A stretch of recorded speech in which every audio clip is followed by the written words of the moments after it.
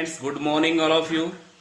Friends, हमारा second chapter चल रहा था गाउस के नियम तथा उसके अनुप्रयोग। उसमें हमने 8 पार्ट पढ़ लिए थे। आज हम 9वां पार्ट पढ़ेंगे सेकंड चैप्टर का। और 9वें पार्ट का जो पहला टॉपिक है वो है आवेशित चालक की सतह पर लगने वाला बल। अच्छा टॉपिक है। देखिए, आवेशित चालक की सतह पर लगने वाले बल को हम निम्न चित्र की सहायता से समझते हैं। चित्र इंपॉर्टेंट है, चित्र समझिए। चित्र समझ में आ गया तो समझो आपका सवाल हो गया है। ये कोई आवेशित चालक है और हम जानते हैं कोई भी चालक गोले पर जो आवेश होता है वो उसकी संपूर्ण सतह पर वितरित रहता है। आवेशित चालक है।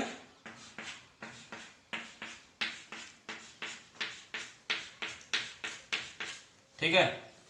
इस आवेशित चालक के एक तो बिंदु ले लिया मैंने बाहर P1, एक बिंदु ले लिया मैंने अंदर P2, दो बिंदु ले लिए। और इस आवेशित चालक को दो पार्ट्स में डिवाइड कर दिया मैंने। आवेशित चालक का पृष्ठ आवेश घनत्व है सिग्मा। सिग्मा क्या है? इसका पृष्ठ आवेश घनत्व। इसको मैंने दो भागों में डिवाइड कर दिया।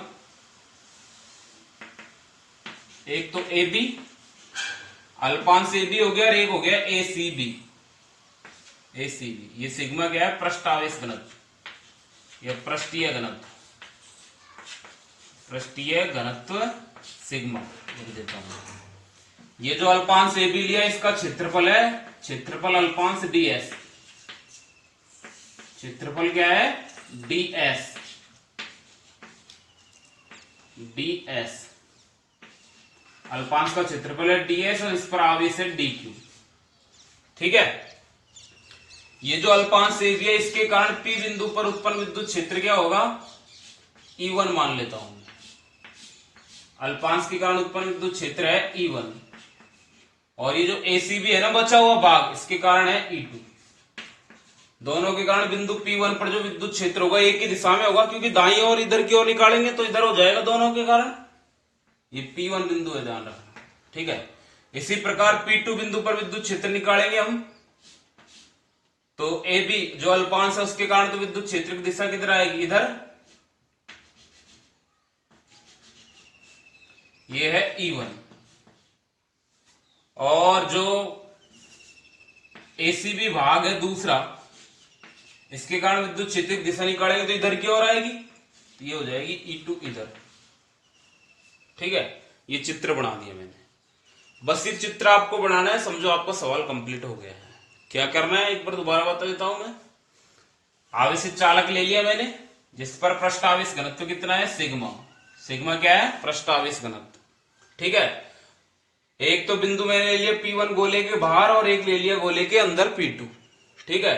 और ये गोले को दो भागों में डिवाइड करते हैं। एक तो भाग ले लिया मैंने अल्पांश ए बी, एक हो गया ACB, बचा हुआ भाग ACB हो जाएगा।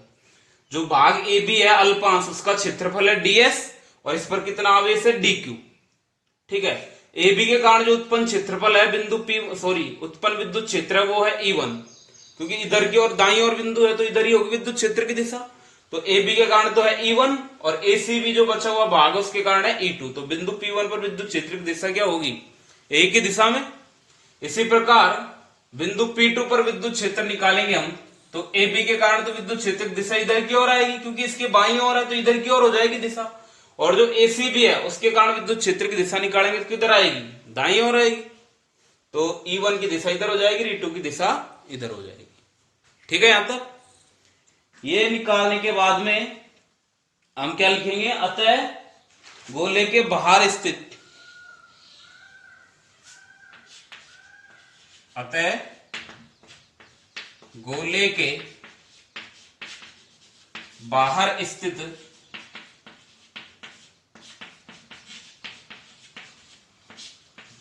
बिंदु P1 पर उत्पन्न विद्युत क्षेत्र, विद्युत क्षेत्र क्या आ जाएगा? EP1। P1 बिंदु पर विद्युत क्षेत्र क्या आ जाएगा? Sigma upon epsilon not. हमने पढ़ा था चालक पृष्ठ के कारण विद्युत क्षेत्र की तीव्रता, इससे पहले पढ़ा था हमने। तो क्या आ जाएगी? EP1 बराबर सिग्मा अपॉन एप्सिलॉन नॉट। इसी प्रकार इसी प्रकार बिंदु P2 पर उत्पन्न विद्युत क्षेत्र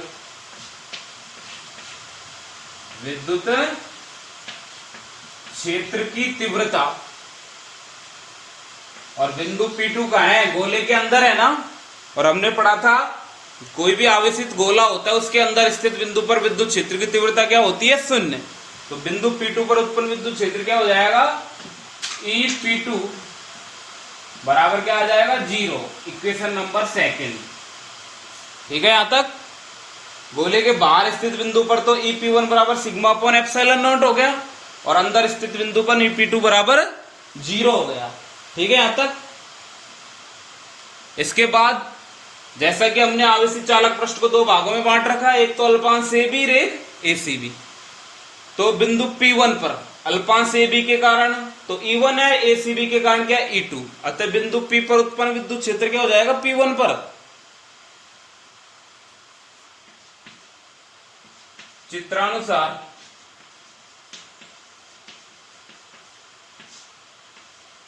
बिंदु P1 पर उत्पन्न विद्युत क्षेत्र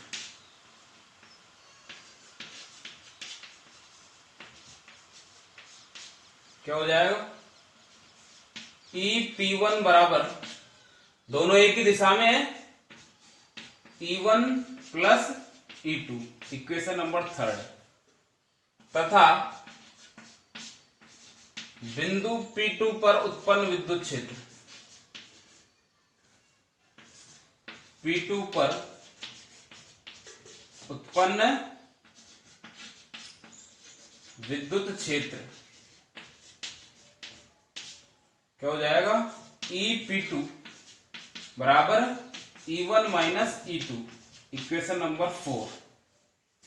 ठीक है, क्योंकि P1 पर तो दोनों एक ही दिशा में है, तो EP1 बराबर E1 प्लस E2 हो जाएगा, और EP2 पर दोनों अलग अलग दिशा में, E1 की दिशा इधर है, E2 की इधर है, तो क्या आ जाएगा, माइनस का चिन्ह, E1 माइनस E2।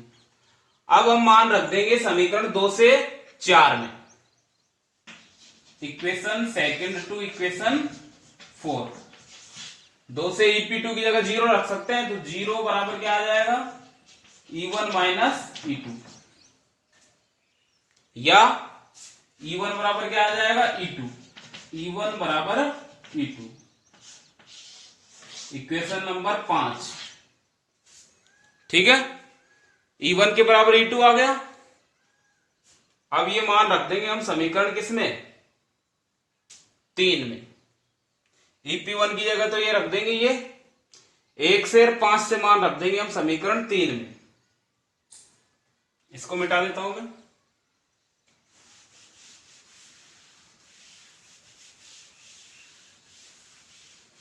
देखो, इक्वेशन 1 से तो EP1 की जगह सिग्मा अपॉन एप्सिलॉन नॉट रख देंगे, और 5 से E1 की जगह E2 रख दो, या E2 की जगह E1 रख दो। ठीक है, तो लिख देंगे इक्वेशन 1 व 5 से किसमें रखेंगे, इक्वेशन 3 में मान रखने पर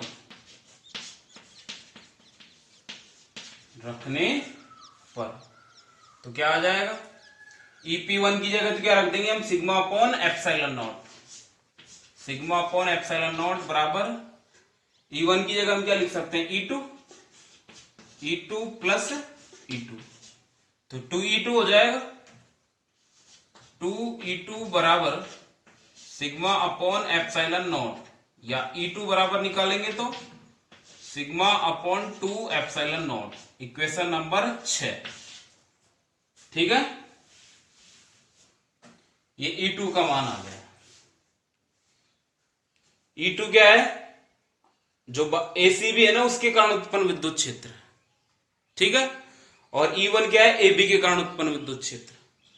अब जो ACB के कारण उत्पन्न विद्युत क्षेत्र है E2, इस विद्युत क्षेत्र में क्या रखा है, अल्पांश AB, तो अल्पांश AB पर लगने वाला बल निकाल लेंगे हम। अतः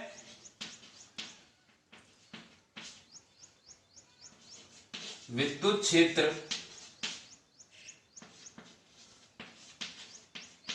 E2 में रखे अल्पांश AB पर लगने वाला बल,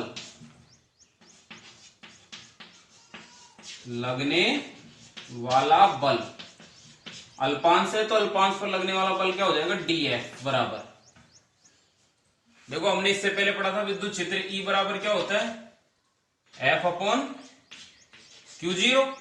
तो F निकालेंगे तो Q0 E है, तो DF बराबर DQ। इस पर आवेश कितना है, DQ इंटू क्या आ जाएगा, E2। ठीक है, विद्युत क्षेत्र E2 में रखा है तो DF बराबर DQ into E2, equation number 7। फिर हम जानते हैं चूंकि DQ बराबर क्या होता है, पृष्ठीय आवेश घनत्व, तो सिग्मा बराबर क्या होता है, Q अपॉन एप्सिलॉन नॉट। यही होता है ना, सिग्मा बराबर Q अपॉन एप्सिलॉन नॉट। तो Q निकालेंगे sigma upon epsilon not, sigma गुणा एप्सिलॉन नॉट आ जाएगा। यहां पर रख देंगे हम DQ के मान सिग्मा अपॉन एप्सिलॉन नॉट, चूंकि DQ बराबर क्या आ जाएगा, सिग्मा बराबर Q अपॉन A आता है ना, क्षेत्रफल DS। तो यहां पे इस अल्पांश के लिए, अल्पांश का क्या है, DQ। अल्पांश के लिए पृष्ठावेश घनत्व तो सिग्मा निकालेंगे DQ अपॉन DS, तो DQ बराबर निकालेंगे सिग्मा DS है, तो सिग्मा DS लिख दिया हमने। अब ये मान हम किस में रख देंगे, समीकरण 7 में। इनको मिटा देता हूं अब इधर से।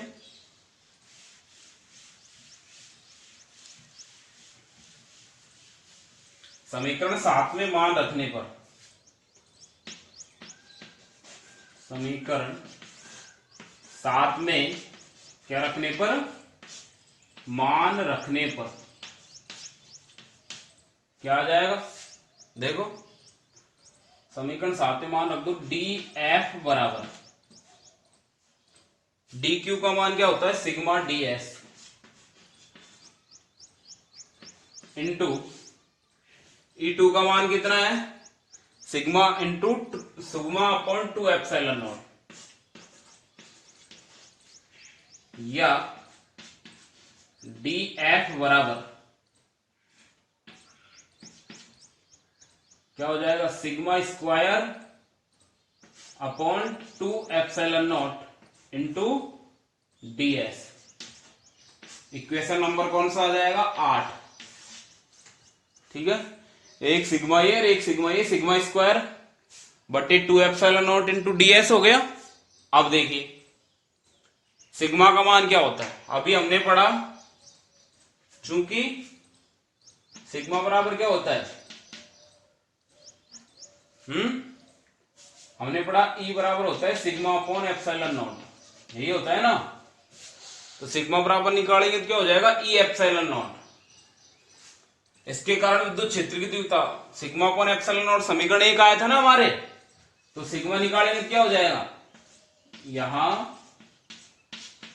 सिग्मा बराबर क्या हो जाएगा, E इंटू एप्सिलॉन नॉट है, तो क्या हो जाएगा, DF बराबर E स्क्वायर इंटू या E square epsilon not square बटे 2 एप्सिलॉन नॉट इंटू DS। अब देखो एप्सिलॉन नॉट से एप्सिलॉन नॉट कट जाएगा, तो DF बराबर क्या आ जाएगा,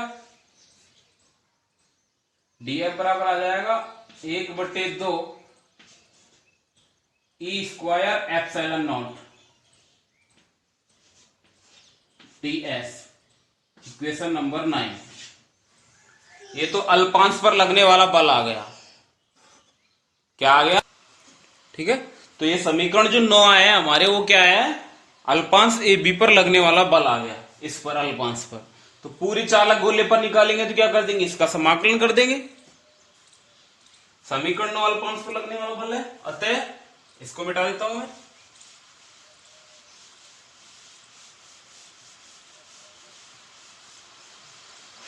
अतः संपूर्ण चालक पर लगने वाला बल,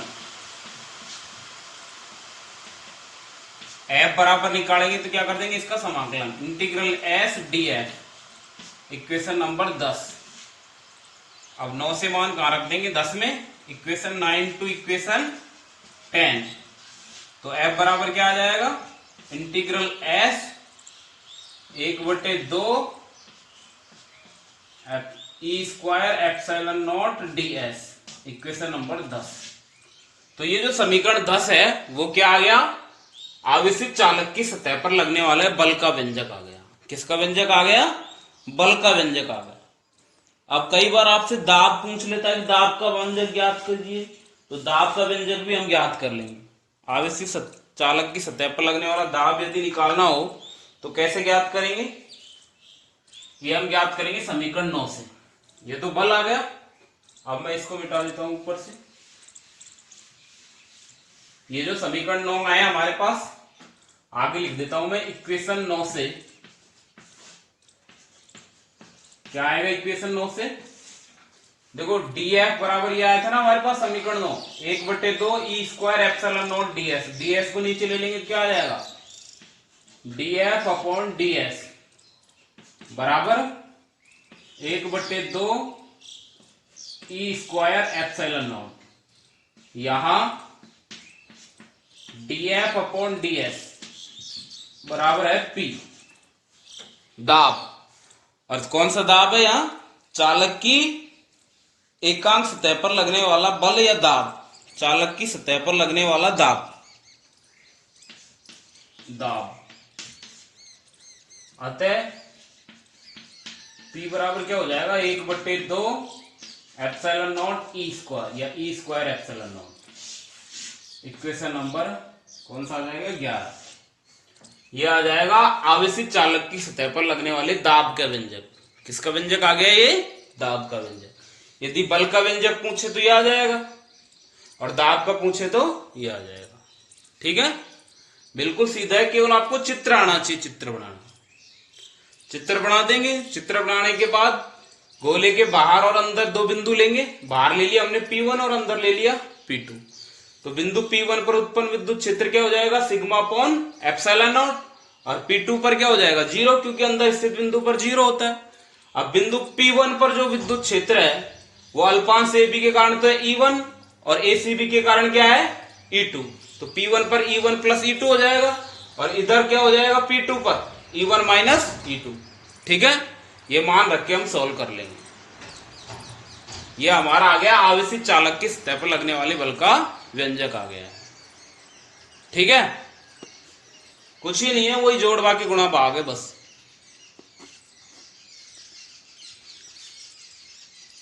आज का लेक्चर यहीं समाप्त होता है।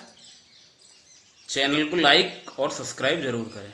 ठीक है, गुड बाय।